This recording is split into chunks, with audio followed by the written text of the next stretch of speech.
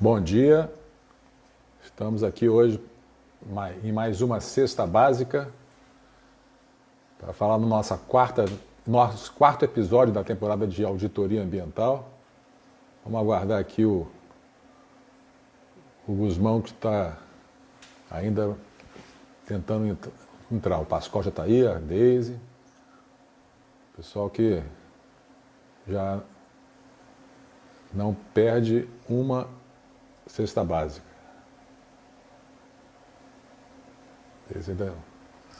Hoje a gente vai falar um pouco ainda como é que a empresa é auditada, alguns itens da auditoria. Tudo bem, Pascoal?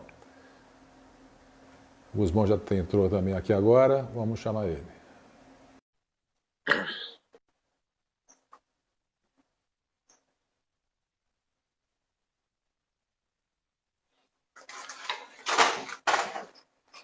Estamos já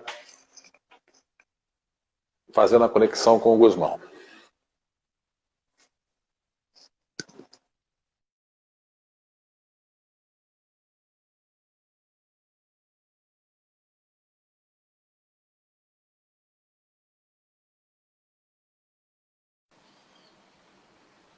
Bom dia, amigão. E aí, fala, Guzmão, tudo bem? Tá ouvindo bem aí? Tô ouvindo bem. E aí, quais são as novidades boas? Hoje é a nossa sexta live, né? É a 16ª Cesta Básica. 16ª Cesta Básica? É. Numa sexta-feira? Nossa, isso é para manter a tradição, né? Tem sexta com S, sexta com C. É. Então nós estamos agora consolidando a expressão sextou. Sextou. É. E essa semana eu estive lá em Campos, terra dos índios goitacazes. Caramba, não esqueceu de trazer aquela branquinha para mim não, né? Não, nem é o chuvisco. Legal, bacana. Tradicional de lá, né? E no hotel que eu fiquei, Guzmão, eu fiquei surpreso da quantidade de resíduo que está sendo gerado por causa da pandemia. Porque o hotel ele tem um protocolo correto de restaurante estar fechado, né, para evitar aglomeração. Aí os hóspedes recebem o café da manhã no apartamento. Só que eles não, no check-in, eles não definem com o hóspede o que ele quer comer. Então eles dão o mesmo, a mesma cota para todo mundo. Aí eu recebi 3 bandejas, 3 quentinhas de isopor, uma porção de comida que eu não como, né? Então gera um desperdício de resíduo da comida, do isopor, que podia ser resolvido, né? Pois é, rapaz. Assim deve ser em tudo que é hospital, outros hotéis, deve ser geral isso, né? Eu acho que sim. Porque eu acho que a logística, para evitar que tenha muito trabalho na cozinha, para ficar separando por hóspede, aí normatiza, todo mundo come igual. E aí fazem pelo teto, pelo que encosta de comer mais. Então, sobra mas isso deve estar acontecendo, né? Muito. Então acho que em alguns determinados resíduos estão sendo gerados mais dessa vez, sim. Importante. Isso aí como é que vai fazer, né? Eu não vou a um hotel, acho que esse ano eu não fui a nenhum hotel ainda. Não pois sei como é que fez. Dessa vez eu tive que ir. Mas então vamos lá, vamos para nosso quarto episódio, né? O último episódio dessa temporada. Da temporada auditoria. Já tivemos 4 temporadas, né? Licenciamento, acidentes em áreas portuárias, acidente em área portuária, tivemos licenciamento.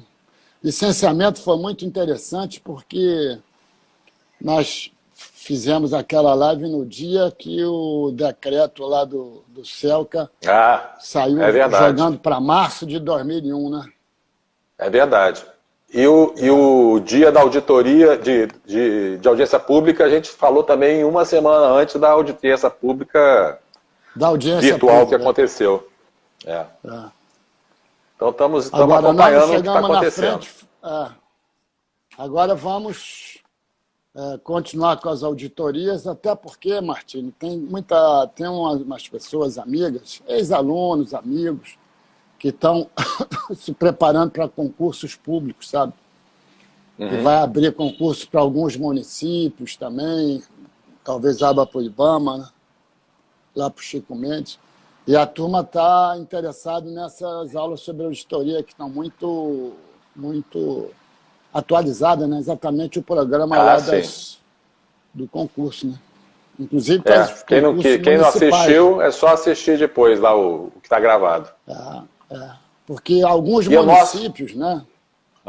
Alguns municípios que fazem licenciamento daquelas atividades de baixo impacto, eles também vão analisar as auditorias. Até o município do Rio tem uma legislação própria para auditoria, que é igual à nossa do Estado, mas eles têm. Quer dizer, é mais uma prova. É a resolução SMAC 550.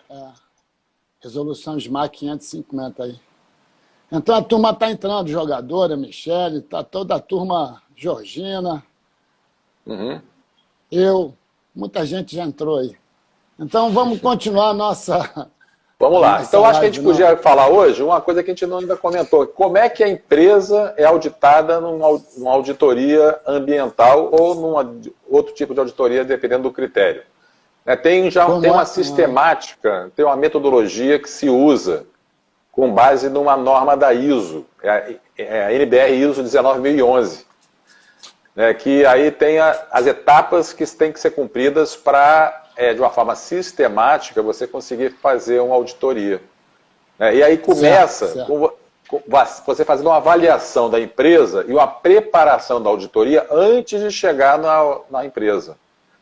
Você vai preparar sabendo, por exemplo, dependendo do tipo de empresa, você vai selecionar quem vai fazer parte da equipe auditora. A equipe auditora tem que ser qualificada num assunto que vai ser auditado. Se vai auditar um hospital, você não pode só chegar lá com pessoas que não dominam bem os bastidores do hospital. Tem que ter uma pessoa na equipe que domine o assunto. A gente também começa a preparar a legislação aplicável à organização que a gente vai estar auditando. Então isso a gente faz antes também. Fala. Você, quando vai fazer auditoria numa empresa, você combina com antecedência que você vai lá nos dias 18, 19, 20, quer dizer, você combina com antecedência, não é? Com que antecedência? Combina com antecedência. Tem que ser, a gente manda um plano de auditoria, que a gente fala que é uma programação do que a gente vai auditar em cada hora e com qual setor. Muita gente que não está habituada com a auditoria, quando fica sabendo disso, acha que isso enfraquece a auditoria, mas na verdade não, isso tem que ser feito. Por quê? A auditoria tem o tempo limitado para ser feito. Se você não avisa que você vai querer conversar com um engenheiro de segurança, com alguém da segurança para ver plano de emergência na hora tal, pode chegar lá e a pessoa não vai estar na empresa nesse dia. Aí fura. Então, por isso você tem que avisar antes. Sempre lembrando, a auditoria não é fiscalização do INEA. Fiscalização é diferente. Fiscalização, vocês chegam lá e sem avisar, muitas vezes. E a auditoria não é a fiscalização. Quer dizer, o INEA, o inspetor fiscal do INEA não pode avisar nunca que vai uma empresa. Pois exato. A não ser que esteja indo para algo já combinado, para ver alguma coisa, né? Mas a fiscalização do INEA é de surpresa. A diferença, uma das diferenças porque às vezes as pessoas ficam, mas qual é a função do auditor, do consultor, do fiscal, do órgão ambiental? Então, cada um tem a sua característica, são situações diferentes. Por isso que cara não pode ser auditor e fiscal ao mesmo tempo. E não pode ser consultor e auditor. Um identifica os problemas, o outro traz as soluções. Como é que o cara que traz as soluções pode ser quem identifica? E o órgão ambiental vai fiscalizar. Por isso que a gente, até quando o cliente pede, se a gente pode fazer o plano de ação em cima das não conformidades, a gente fala que não pode fazer. Por quê? Porque se a gente faz o plano de ação com as ações que a gente acha que são as corretas, mas a gente não teve tempo de avaliar a causa, aí na auditoria seguinte, se a gente retorna para a empresa e eles fazem o que a gente falou, mas o problema continua, aí você já está enrolado com a solução e você não vai conseguir sair fora. Você vai ter que acabar liberando, fechando a não conformidade ainda com problema. O Pascoal está dizendo aqui que na diretriz tem uma estrutura modelo do plano de auditoria, né? Na DZ, ela fala que na auditoria de controle você tem que enviar antes um plano de auditoria. Num prazo de 7 a 15 dias. Você perguntou e eu não tinha respondido antes. Tá certo. Então 7 a 15 dias. Para quê? Para poder a empresa saber e se preparar com as pessoas certas. E se a pessoa tiver problema de férias, tem alguém para responder no lugar dela e assim por diante.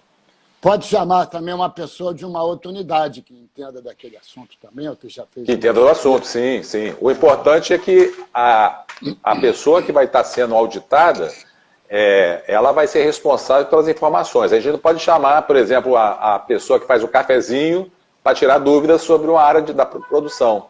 Se ela falar que não sabe, a gente vai achar que é uma não conformidade, mas não é, que a gente perguntou para a pessoa errada. Agora, você vê como é que é hoje, como é que a pessoa que trabalha na área ambiental da empresa, como é que ele acha importante a auditoria. Por exemplo, uma pessoa que trabalha no Porto do Rio de Janeiro vai ter que fazer auditoria da 306, vai ter que fazer auditoria caso seja certificado pela ISO 14001, vai fazer auditoria da DZ 056, quer dizer... Uma vez por ano, a outra uma vez a cada 2 anos. Pode fazer também auditoria de segunda parte, se alguém quiser auditar lá o porto, alguém que entregue mais. Esse cara vai viver envolvido com a auditoria o ano inteiro, não? Vai viver. Aí ele tem que aproveitar o que a auditoria tem de útil, né? Então a auditoria tem que ser útil para ele, porque senão ele vai ficar só ocupado e o circo pegando fogo. Na verdade, não pode acontecer isso. E também o órgão ambiental tem que aproveitar bem a auditoria que é entregue a ele, né? Para ele poder tirar daquela auditoria. Por isso que nós fizemos aquele curso lá na Universidade do Ambiente ano passado, né? Para qualificar as pessoas do INEA e padronizar os relatórios de verificação das auditorias. Né? É verdade. E muito auditado fala comigo que o analista do INEA, o fiscal do INEA, ele vai muitas vezes para a empresa com relatório de auditoria embaixo do braço também. Pois é. É uma ferramenta muito interessante. É uma ferramenta de um instrumento, né? Isso. Aí, Guzmão, aí depois da gente avaliar, preparar, mandar o plano de ação, plano de auditoria, selecionar a equipe correta para auditar aquela atividade, tem uma situação que a gente chama de especialista. O especialista ele faz parte da equipe de auditoria, mas ele não é auditor. Ele atua ali quase como se fosse um consultor do auditor. Tá? Então, por exemplo, eu sou engenheiro químico. Se eu tiver que auditar um hospital, e eu nunca antes participei de uma auditoria dessa, eu chamo um médico para fazer parte da equipe de auditoria, mas ele não vai ser o auditor, ele vai ser o especialista. Então, se eu tiver alguma dúvida, eu pergunto para o médico. O que eu não posso é eu chegar sem experiência nenhuma para auditar um hospital. Eu não estou qualificado para isso. E se ele te pedir um número, qual que você vai dar para ele? Número de quê? Se o médico te pedir um número, aí você vai falar 33, né? Eu sabia que tinha alguma pegadinha. Aí é 33. Tá certo. Eu acho que, no jogo do bicho 33 é cobra. Cobra. Agora é um jogo ecológico, né? Agora o jogo ecológico. Na próxima revisão da auditoria da DZ, nós vamos convidar o Pascoal para participar, né? Que ele está muito bem. Vai fazer bem a revisão, sim. Acho que é uma boa ideia. Aí, Guzmão, depois da gente mandar o plano de auditoria, aí a gente chega na empresa. Aí, chegando na empresa, a gente sempre faz uma reunião de abertura para poder apresentar a equipe, definir o critério. Olha, a gente está aqui para conversar sobre... Ainda mais empresas que têm toda hora auditoria diferente, a auditoria hoje não é de saúde e segurança, não é de qualidade, não é CONAMA 306, a auditoria é da DZ 56. Então são os critérios definidos na DZ 56 que vão ser auditados. Isso é importante. É definir as questões de segurança. Hoje em dia, com a pandemia, definir os protocolos relacionados com a Covid-19 durante a auditoria. Isso tudo a gente faz nessa reunião de abertura. Define quem vai estar acompanhando cada auditor. Né? Eu vejo, às vezes, equipes de auditoria trabalhando errado, toda a equipe andando junta. Tem 3 auditores, os 3 fazendo tudo a mesma coisa junto. Isso está errado. Cada auditor tem que trabalhar em paralelo fazendo uma coisa diferente. Quando eu vejo 3 auditores fazendo tudo junto, a ideia que me passa é que eles não dominam o assunto, então cada um fica apoiando no outro. Né? Tem ali gente na aba de algum que conhece ou ninguém conhece e fica tentando entender o assunto. A auditoria, cada um faz a sua parte em paralelo, para poder dar tempo de fazer tudo. É muita coisa para fazer um espaço de tempo limitado. Você então, disse que esses protocolos lá, esses protocolos da pandemia que você falou, e agora deve ter diminuído um pouco, as auditorias diminuíram, né, nesse período agora do primeiro semestre até hoje. Mas já voltou a normalizar. Agora em setembro voltou a normalizar. Eu fui até em Campos para fazer uma auditoria. Ah, entendi. Mas realmente, dos 3 meses, a auditoria não aconteceram, não. Bom, aí depois da reunião de abertura, que a gente define até, inclusive, também o seguinte: quem é o guia, que a gente chama de guia, a pessoa da empresa que vai estar acompanhando cada auditor. O auditor ele não fica sozinho, andando pela empresa. O auditor sempre vai acompanhado com alguém, por vários motivos, por questões de segurança, por questões de saber se ele está perguntando as coisas para a pessoa certa, e também para caso haja alguma não conformidade, o auditor já mostra na hora para o guia o que está acontecendo. Então isso a gente chama de coleta de informações. A gente vai coletar as informações na auditoria através de 3 métodos, que é avaliação de documentação e registros, entrevistas e avaliação de campo. A gente sempre cruza essas informações para poder checar se está conforme ou está não conforme em relação a algum critério. O que é não conformidade? Não conformidade é um resultado diferente do esperado. Então eu não espero que tenha óleo no solo de um determinado local numa empresa. Se tiver óleo, é porque é um resultado diferente do esperado. É não conformidade. Tá? Então aí a Martinho, gente... posso fazer... Fala. Posso fazer uma pergunta também, uma coisa prática, de gente que está participando Sim. aqui da live? Entrou aqui o meu amigo, o nosso amigo Júnior. O Júnior, ele foi nosso colega aqui foi profissional de educação física, jogou com a gente no nosso time na praia, e hoje ele está numa escola nos Estados Unidos e é treinador de futebol de uma equipe feminina que é um sucesso nos Estados Unidos. Vou te fazer uma pegadinha de surpresa. Se você fosse auditar a escola de futebol do Júnior, que é uma estrutura, eles vão jogar em outro estado de avião, futebol feminino de escola. Quais seriam os aspectos que você iria identificar nessa atividade dele? Desculpa te fazer de surpresa. Desculpa te fazer de surpresa. Isso é. Porque a gente combina tudo antes, não? Sim, é verdade. Quinta-feira. Mas vai. O que você ia chegar? O Júnior ia te atender. Você ia chamar mais alguém para participar dessa auditoria? Lá é nos Estados Unidos, né? A escola dele? Ou aqui no Brasil? Vai depender de muita coisa. Por exemplo, em Nova York. Se fosse, digamos que seja aqui no Rio, numa área da Mata Atlântica, eu vou estar vendo situações diferentes do que se fosse em Copacabana. Entendi. Né? Eu vou estar vendo as situações relacionadas com o meio em que ele está inserido naquela escola. Se ela tá, aí a gente vai estar vendo o entorno também. Se ela não está desmatando, se ela está o esgoto sanitário para onde está indo. né? Se vai para a SEDAI, eu tenho que ter o comprovante, se não vai, a fossa cética e assim por diante. O resíduo sólido, a comprovação do que está saindo, para onde está indo, para a empresa licenciada ou não. Perfeito. Né?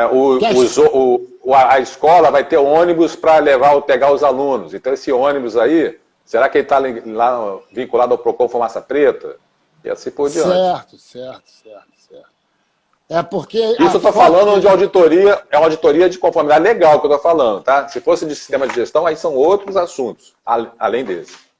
As fotos que ele me manda, a escola dele fica numa área isolada dentro do estado de Nova York, mas com muita vegetação em volta. Pode até ter um parque no entorno ali, eu não sei. Sim.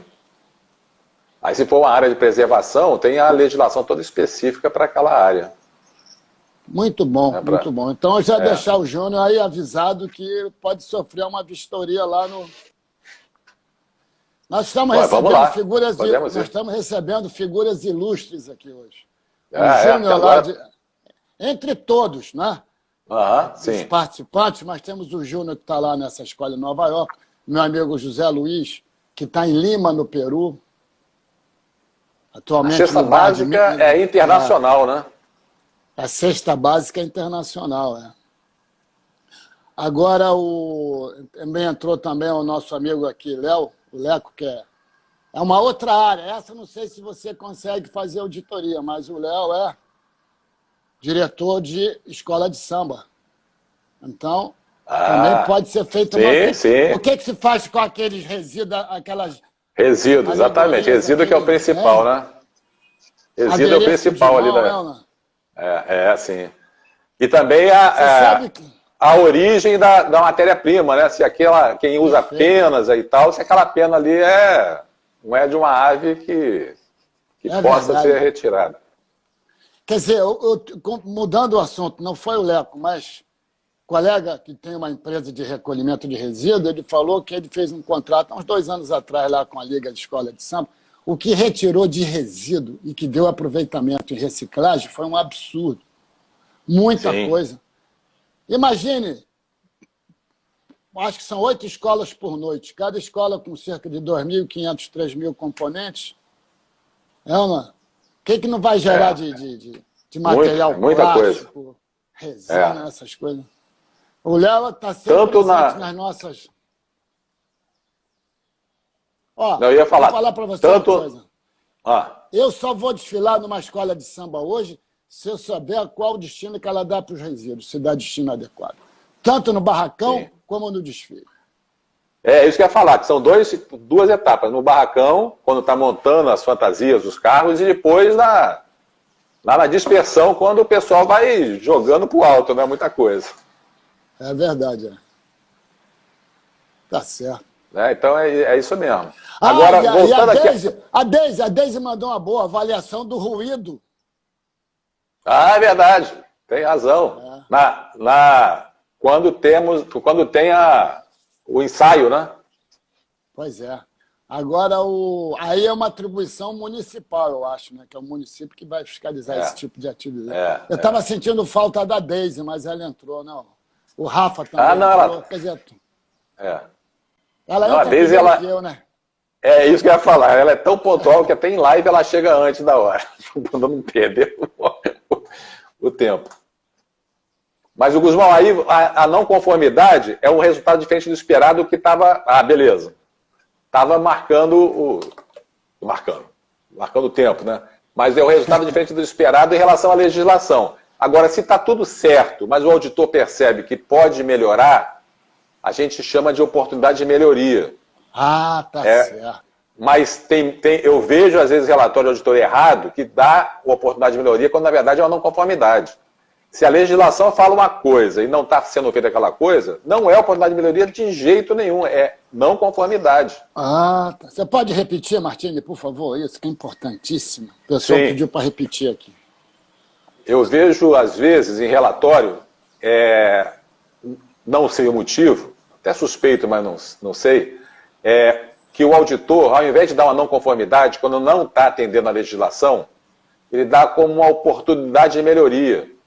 Oportunidade de melhoria não é o caso de quando não está atendendo a legislação. é quando você já está fazendo uma coisa certa, mas o auditor percebe que você pode otimizar, que você pode melhorar aquela forma de fazer. Mas você já atende a legislação. Na reunião final da auditoria entre o auditor e o auditado, o auditado pode alegar essas coisas? Falei, mas isso aí não é uma oportunidade de melhoria. Ele pode alegar isso? Ou ele pode sustentar? Sim, na verdade, o correto é durante a auditoria, quando você vê uma não conformidade, você já informa para o auditado.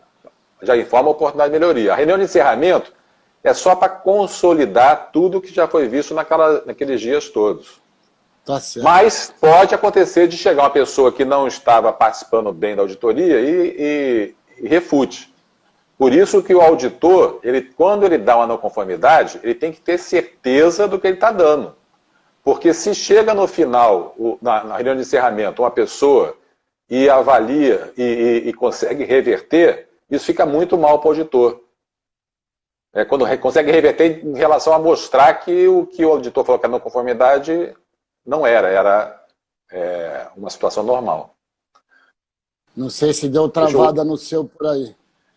Não, o meu funcionou. Mas você escutou o que eu falei? Então eu repito. Não. Pode repetir, por favor, a partir da não conformidade que você estava falando.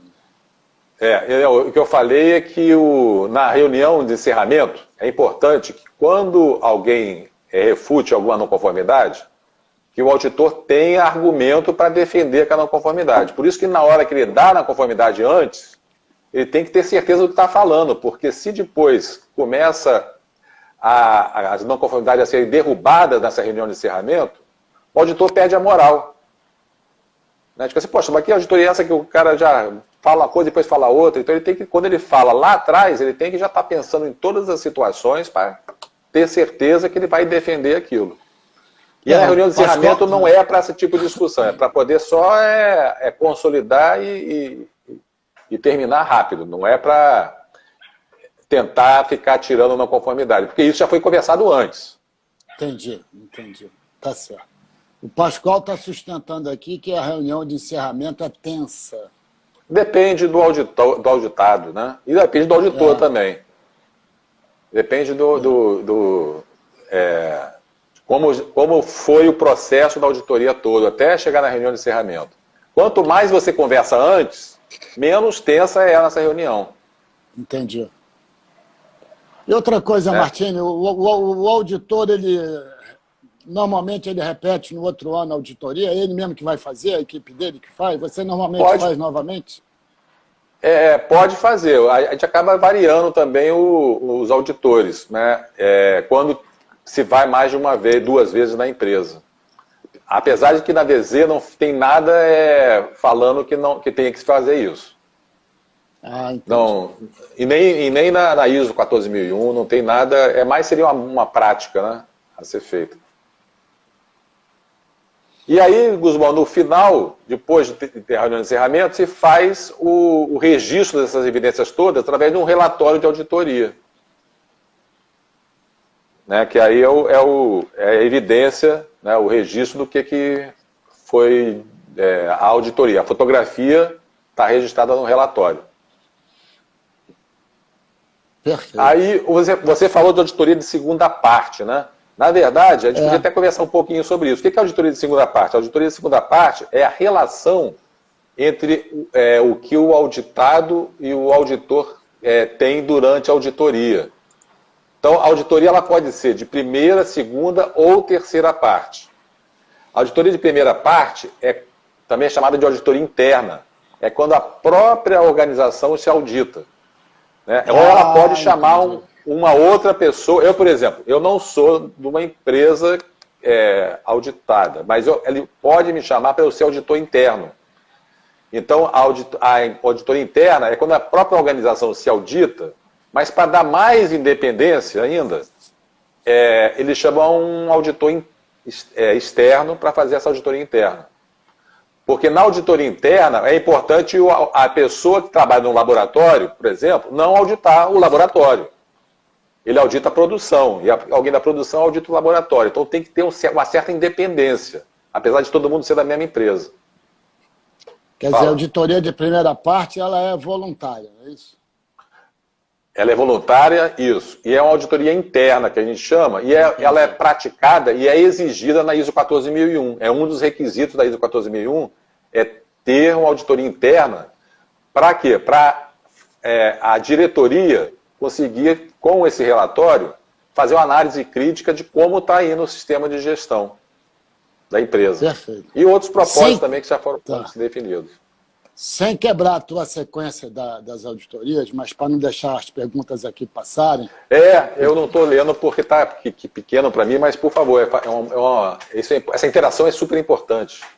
O Pascoal está dizendo que a Rosângela, que é a mulher dele, que trabalha numa empresa, disse que a empresa estabeleceu que o auditor líder só pode fazer, no máximo, 4 auditorias consecutivas na mesma empresa.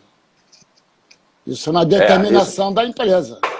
Interno, é um critério interno. Agora, a outra aqui, que a Deise está lembrando, que a NC da DG56 é quando não se atende requisitos legais, a não conformidade. Por exemplo, torneira pingando não é uma não conformidade legal, é um desperdício de recurso natural, mas não é uma não conformidade para a DG56. Ela deu o exemplo. Isso. Poderia ser uma oportunidade de melhoria para trocar a carrapeta da torneira.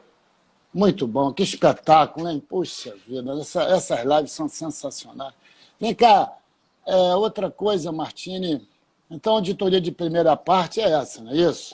Primeira parte. A segunda parte é quando uma avaliação é realizada por partes interessadas na empresa. Então, por exemplo, o cliente pode querer te auditar da sua empresa para saber se você está impactando o meio ambiente. Hoje, com a questão de corresponsabilidade, né, a responsabilidade solidária, a auditoria de segunda parte tem essa vantagem para você checar se o seu fornecedor não está fazendo nada errado, porque se fizer, você pode estar respondendo junto com ele. É uma auditoria de segunda parte.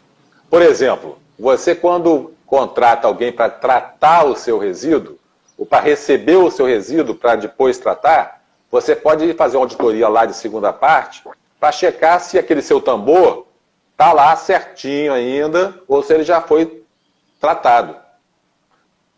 Você pode chegar na empresa e começar a perceber que está uma bagunça danada, que você não tem mais, o seu tambor já perdeu o rótulo, etc. Assim, opa, isso aqui vai dar problema para mim no futuro, então eu vou tirar meu resíduo daqui. Então a auditoria de segunda parte é super importante em função da responsabilidade solidária. E da Me explica uma coisa, Martini. Corresponsabilidade. A responsabilidade solidária que levou à criação dessa auditoria de segunda parte. Você não vai auditar o seu prestador de serviço todo dia, mas de vez em quando você dá uma incerta, não é isso? Isso. Você quando faz a qualificação... Não, aí acaba avisando. Porque na parte de saúde e meio ambiente, saúde e segurança, não tem como maquiar a empresa, não. Isso aí você acaba descobrindo o problema. Né? Um colega que entrou agora, ele é de um colega que entrou agora é de um posto de gasolina. Tá certo? É um posto de gasolina que é o colega que entrou aqui agora, o Rodrigo. Ele, a distribuidora de petróleo, a distribuidora de gasolina, a BR, a Shell, enfim, elas, se forem no posto dele fazer uma auditoria, será uma auditoria de segunda parte, então. Porque ele ele tem a bandeira do posto, né? Ele tem a bandeira da distribuidora. Então, ele é a auditoria de segunda parte, porque a Petrobras está preocupada, se ele fizer alguma coisa errada, é a lei do bolso mais fundo que você ensina, né, Guzmão? Então, eles não vão em cima do posto, eles vão em cima da Petrobras. Então, ela quer saber se está tudo certo para poder acertar antes do problema. Que ele vende a gasolina da Petrobras, não é isso? Agora, os tanques, as linhas de transmissão são da empresa, são da Petrobras. Né? O tanque do posto? Deixam lá em comodato, Eu acho que deixa em comodato no posto. Eu acho que a regra é essa. Eu acho que tem vários modelos de negócio. Se eu não me engano, tem vários modelos. Ele podia até esclarecer aí depois. Então essa aí seria a auditoria de segunda parte. Terceira parte é quando é uma auditoria que a gente chama de independente. Quando terceiros te auditam. Então, a auditoria da DZ 56 é uma auditoria de terceira parte. Porque tem uma equipe de terceiros que audita a empresa. Agora, é uma auditoria de terceira parte, mas de conformidade legal. Porque tem os tipos de auditoria, tem primeira, segunda e terceira parte, mas também tem os tipos em relação ao critério. Então, tem a auditoria de conformidade legal, que é para a gente avaliar os riscos potenciais e reais de uma empresa e o atendimento à legislação. Então, é a auditoria de conformidade legal. Tem a auditoria due diligence, que é aquela que a gente já falou aqui também, que é a auditoria que avalia passivo ambiental, que ela é super importante na transação imobiliária, na compra, venda, arrendamento de terreno, de uma instalação, que ela possibilita determinar qual é o real valor do empreendimento. Porque se tiver um passivo ambiental ali que vai ser tratado, aquilo tem que ser subtraído do valor que vai vender a empresa. Deixa eu dar por exemplo, dando um exemplo. Eu ia dar um exemplo, mas dá o seu para ver se... Eu vou dar aqui uma situação para você depois dar o exemplo e comentar. Por exemplo, se eu for comprar, onde eu estava falando, posto de gasolina, e não fizer uma avaliação do passivo do posto, verificar o que tem de contaminação do solo, se eu comprar e daqui a 6 meses, 1 ano, aparecer uma contaminação, eu sou o responsável como novo proprietário. O antigo proprietário não tem mais nada a ver, não é isso? Perfeito. Por exemplo, digamos que o posto custe R$100 mil, mas na auditoria do diligence se avaliou que tem um passivo e que para tratar aquele passivo vai custar R$80 mil. Então, ao invés de eu pagar R$100 mil pelo posto, eu vou pagar só 20 mil. E o dono tem que entender, porque olha, eu estou pagando 20 porque eu vou ter que desembolsar mais 80 para poder acabar com esse passivo. Então, essa auditoria, ela define o valor real do negócio. E se o cara não fizer a auditoria? Não, na verdade é uma auditoria voluntária, né? Mas empresa multinacional aqui no Brasil, ela não aluga um terreno sem fazer uma auditoria dessa, porque ela sabe, pela experiência lá dos Estados Unidos, por exemplo, que se ela entra e depois na hora de sair aparece um passivo, pode cair no colo dela. E vai cair no colo dela, porque ela foi o último arrendatário do terreno. Então ela, antes de colocar o pé, ela já avalia como é que está. Se tiver com problema, não é que por isso que ela não vai entrar. Ela entra, mas sabendo que, já avisando, olha, está com esse problema. Então eu vou botar no contrato que isso aí é problema seu. Ou vou diminuir o valor, já que isso aqui eu vou ter que tratar para não ficar do jeito que está. E assim por diante. Então esse é um tipo de auditoria ambiental que a gente chama de due diligence. Agora... E tem auditoria... fala, que eu ia passar para uma outra tipo de auditoria. Não, continua. Não vou quebrar a tua sequência, não. Vai em frente. Mas é que eu vou mudar de assunto agora. Tá, então mais ou menos é como funciona com a pessoa que compra um carro de alguém. Se eu comprar o seu carro e não passar para o meu nome, daqui a 6 meses, 1 ano, se eu estiver avançando sinal, cometendo infrações, a multa vai para você, não é isso? Isso mesmo. É exatamente isso. É mais ou menos... muito interessante. E na parte ambiental, né, eu já falei aqui em um outro episódio, cavalo dado se olha os dentes, porque você não vai sobrar para você se tiver algum problema. E há outro tipo de auditoria, Guzmão, que é a auditoria do sistema de gestão ambiental, que é a auditoria que pode ser de primeira parte, que é a auditoria interna, e pode ser de terceira parte. Geralmente, quando é de terceira parte, essa auditoria a gente chama de auditoria de certificação. Quando se chama um organismo independente, que é um organismo de certificação, que ele vai avaliar a empresa de acordo com um critério lá do contrato. Então, por exemplo, pode ser da ISO 14001. Se a empresa estiver atendendo a 100% dos requisitos da 14.001, essa empresa certificadora, ela dá um certificado para a empresa auditada, falando que ela está atendendo aos critérios da 14.001. Aí essa empresa começa a se autodenominar uma empresa certificada na 14.001, porque ela tem um certificado. Né? Aí, hoje no Brasil... Ah, não, fala, porque eu vou... Então auditoria de terceira parte, está muito interessante. Eu estou te fazendo as perguntas assim, porque para ficar bem claro para as pessoas. Então, auditoria de terceira parte, ela pode ser uma auditoria legal, de conformidade legal, como a DZ 056 e a 306. E correto. E pode ser também de terceira parte para quem quer se certificar em ISO 14.000, não é isso? Na 14.001, na 9, isso. Por isso que uma vez um cara me falou que para se certificar, ele está fora da lei. Eu entendi, mas pô, fora da lei? Como assim? Ele falou, não, porque você está acima da lei. Né? Que você vai ter que verificar os itens da ISO 1014.1, que muitos deles não constam em legislação. Ah, sim. Então ele está acima da lei. Porque dos itens da... É o mínimo. É o mínimo. A 14.001 tem 19 requisitos, 19 assuntos. 2 assuntos são relacionados com requisitos legais. Caramba! Os outros todos não são outros assuntos.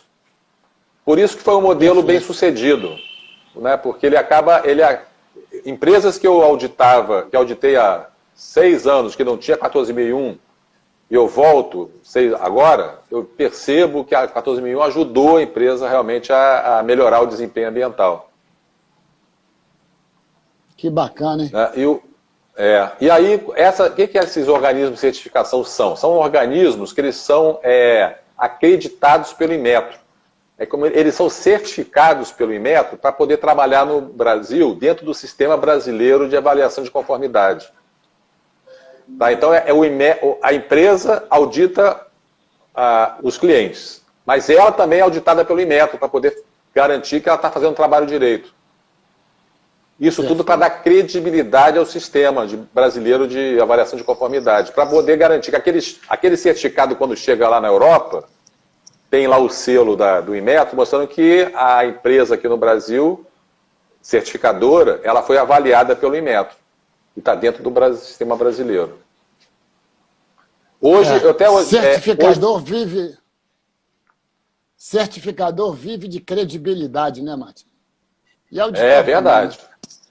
Também, E hoje no Brasil tem 18 empresas certificadoras de ISO 14.001. De 14.001. De 9.001 tem muito mais, mas tem 18 empresas. Se nós dois quisermos um dia fazer uma empresa de certificação, a gente pode fazer. É só seguir as instruções, chamar o Inmetro para ser auditado e começar a fazer. Da 9.001 tem casal, marido e mulher, que são empresas de certificação e acreditadas pelo Inmetro. E no Brasil hoje, tem cerca de 1.000 empresas certificadas na 14.001. É um valor que eu acho que até pequeno para o potencial que tem. São 8.000 de 9.001 e 1.000 de 14.001. Eu acho que eu vou abrir uma empresa com a minha mulher. Porque tudo que ela acha tudo que ela vê está errado, quer dizer, vai achar um monte de não conformidade. Então ela já é uma auditora em potencial, né? Ela tem potencial. Martina, nós estamos fazendo aqui a nossa 16ª live, ou 15ª? 16ª. 16ª. Começamos em 5 de junho, não faltamos uma sexta-feira, né? É verdade, batendo ponto aqui. E nós fizemos licenciamento, fizemos acidentes em área portuária, auditorias, audiências públicas, auditorias. Fizemos 4 temporadas, não foi? Fizemos já 4 temporadas. Vamos para a 5ª, na semana que vem. E todas elas foram marcadas por fatos que se relacionavam com aquela temporada, né? A questão né, do decreto do Celca jogando para março do ano que vem, o acidente no Porto e o acidente que aconteceu depois também lá em Beirute, que tivemos a participação da turma do sindicato também, do Santista. Nas audiência públicas, teve aquela audiência pública do autódromo, que foi na... Quer dizer, a gente não marcou em função daquilo, mas já aconteceu. Né? Agora, eu acho que essa quinta temporada, se a turma que está vendo, acompanhando, se quiserem continuar acompanhando, esse horário das 11 horas da sexta-feira, eu estava pensando que a gente fizesse uma coisa assim diversificada, desse uma diversidade nos nossos temas. E a gente pode conseguir isso convidando pessoas que nós conhecemos, e claro que tenham disposição e tempo para poder fazer isso, e motivação, e trazer assuntos variados, assuntos que, de repente, não justificariam uma série de vários episódios, mas assuntos assim focados. Eu tenho algumas ideias assim, que a gente possa falar de serviços ambientais, falar de algumas coisas interessantes. O que você acha? Eu acho que é excelente. Eu acho que, por exemplo, o pagamento por serviços ambientais é um assunto super em dia, né? Porque a gente está vendo essa questão de desmatamento e o pagamento de serviços ambientais vai para proteger isso. Muita gente não sabe nem o que é. Eu acho que a ideia é ótima. Então, a gente pode chamar convidados. Né? Esse assunto aí, a nossa colega lá do INEA, Maria, ela é muito competente nisso, ela domina muito esse assunto. Já fez, inclusive, nós já divulgamos lives dela. O antigo presidente do INEA, o Luiz Antônio Prado, ele também tem uns temas muito interessantes para conversar. Já falei com ele a parte A ideia do Luiz Antônio Prado é interessante porque ele fala o seguinte: coisas que aconteciam há 20 anos atrás, quando começou na área ambiental, as pessoas achavam até meio ficção, ou 20, 25 anos. E hoje isso acontece naturalmente, né? Você, por exemplo, 30 anos atrás, você falava de energia eólica. Era uma coisa de cinema, de ficção. E hoje em dia... Né? E ele tem, inclusive, a ideia de um projeto que está sendo feito aqui no Brasil, muito interessante, uma mega usina. Então, podia falar disso, podia falar de outras coisas. Podemos falar, convidar o Renato Ramos, nosso amigo, né, o nosso colega lá de Pois é, grande ideia. O Renato Ramos já foi quantas vezes à Antártida? Ele já foi como pesquisador, professor da UFRJ, 3 vezes em expedições à Antártida. E aí ele consegue, em um espaço muito grande de tempo, então ele consegue até ver essa questão da mudança climática com a gente, contar, seria um convidado muito interessante também. E o Renato é da UFRJ, né? É da UFRJ, lá do Museu Nacional. Super preparado, vai ser super interessante. Eu também estava vendo... pode falar. Eu ia falar o seguinte, uma convidada super especial é uma jornalista e escritora, Cristina Serra. Ela trabalhou muitos anos na Globo. Ela foi do Fantástico, foi em Nova York, representando a Globo lá.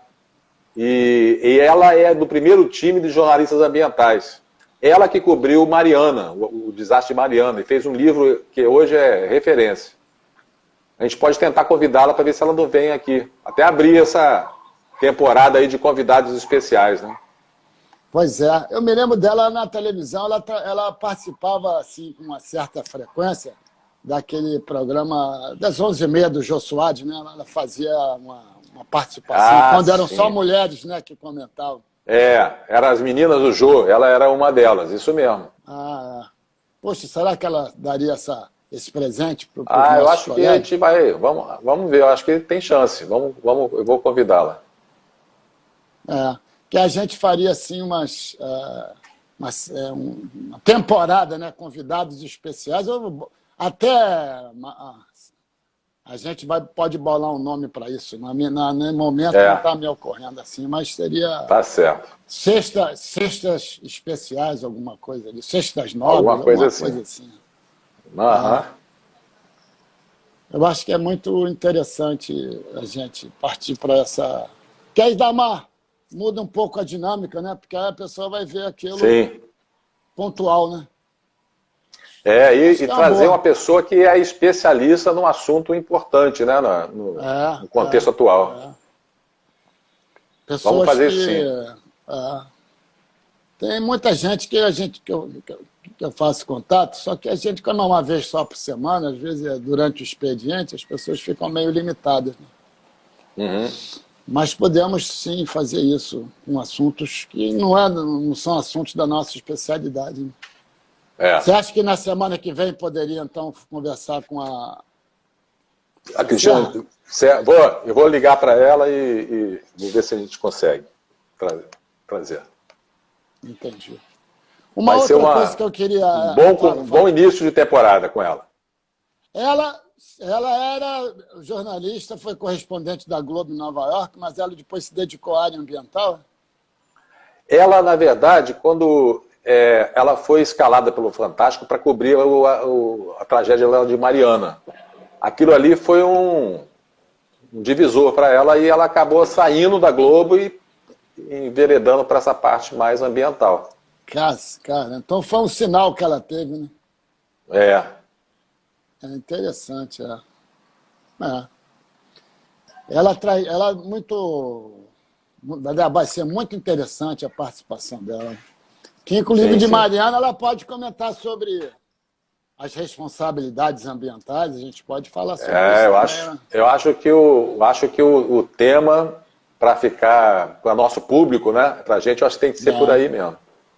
Quem é que vai pagar aquele caminhão que ficou em cima do telhado de uma casa? Lembra aquelas cenas que apareciam? Sim. Né? O acidente de Mariana foi um marco, né? Na história ambiental. Foi um marco. E esse livro dela é muito bom. Esse livro dela é O Desastre de Mariana e consegue encontrar fácil aí até o e-mail digital. Falar nisso, nosso livro está para sair, né, Martim? Nós estamos prometendo, mas está andando, né? Eu estou te mandando essa semana a minha parte para você avaliar. Tá bom, beleza. Para você fazer uma auditoria nele. Tá bom. Aí é bom que aí eu fico pressionado a terminar a minha parte. Eu te mandando um livro para você fazer uma auditoria, seria uma auditoria de primeira, segunda ou terceira parte? Não, é de primeira parte, porque eu não tenho a independência suficiente, né, para estar auditando, mas eu não vou auditar a minha parte, eu vou auditar a sua. Tá certo. Né? Mas eu estou dentro do livro, mas não estou auditando os meus capítulos, estou auditando os seus. Então é auditoria de primeira parte. Eu queria fazer uma propaganda, uma publicidade. Eu posso fazer? Será que tem espaço ainda? Já temos 6 minutos. Na terça-feira eu vou dar uma aula sobre instrumentos de controle para o curso lá da ONG Defensores da Terra. Defensores da Terra, eles sempre fazem um curso todo ano. São dois cursos que eles fazem por ano. Mas esse ano, com a pandemia, não foi presencial. Então, quem quiser aí se inscrever ou quiser participar, é a ONG Defensores da Terra. E eles fazem esse curso e a parte que eu dou aula uma noite no curso. Quer dizer, agora vai ser não é pelo Instagram, não. Eu acho que é pelo Zoom, não sei bem. Ainda não verifiquei. Então vai ser terça-feira às 17 horas. A próxima terça-feira? Agora. Boa dica. Dia 22, eu acho. Né? Dia 22. Você vai falar sobre os instrumentos de controle ambiental? Boa dica. Dá mais ou menos 1h30 de aula, 2 horas. Aí depois tem lá uma colega que intermedia as perguntas, organiza, as pessoas podem se manifestar. É um curso presencial, só que esse ano vai ser virtual. Tá certo. Com direito a certificado também, né? Com certificado. Só que as pessoas têm que se inscrever, né? Eu não sei exatamente se já começou as inscrições, se já está no meio, eu não acompanho. Mas é muito interessante a aula lá. E a outra coisa que o pessoal está cobrando muito é o nosso curso, hein, Martim? É na sequência do livro. Vamos fazer. O livro pronto, a gente faz o curso com o livro incluído no curso. Tá certo. E o curso, quem quiser participar do curso, vai ser uma auditoria de primeira, segunda ou terceira parte?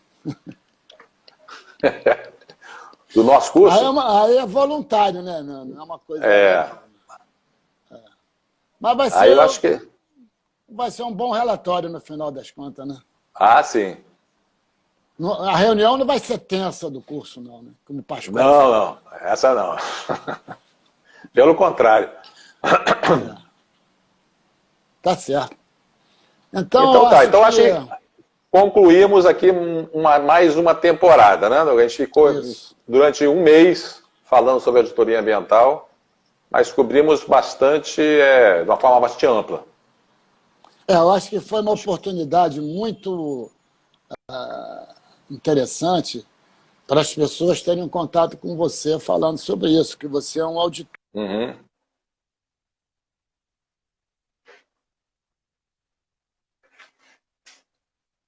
Acho que agora deu problema na conexão, mas a gente já está no finalzinho. Ó, tem o segundo Google, Cristina Serra agora criou um blog. Ela tem um blog, sim. Se não me engano, o nome do blog é Cristina Serra. Agora?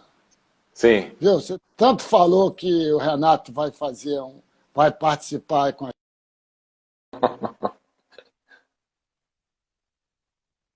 Ele acabou saindo. Mas então é isso, pessoal. Semana que vem vamos aproveitar a nossa Sexta Nobre, né, com convidados especiais. Vamos ver se a Cristina Serra já vai ser a primeira convidada, para a gente começar bem a nova temporada.